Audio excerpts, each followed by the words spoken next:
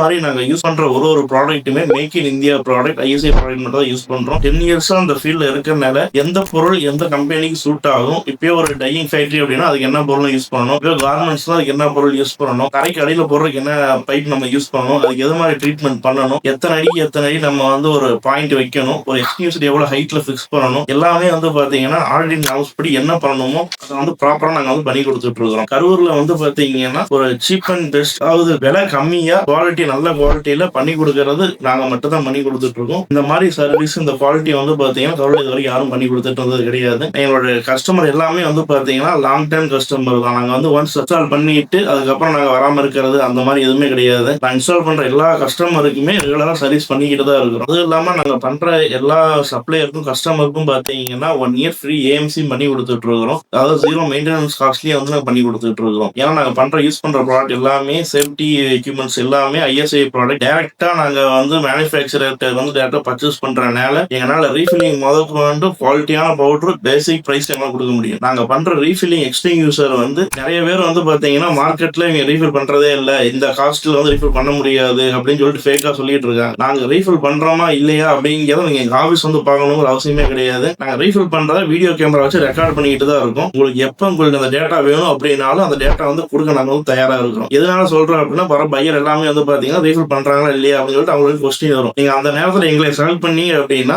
அந்த extinguisher refill பண்ணியிருக்கிறாங்க அதுக்கான வீடியோ முதற்கொண்டு அவங்கள்ட்ட சப்மிட் பண்ணலாம். எல்லாமே நாங்க ரீஃபில் பண்ணி கொடுக்கும் போது டாக்குமெண்டோட தான் நாங்க அவங்கள்ட்ட சப்மிட் பண்ணுவோம்.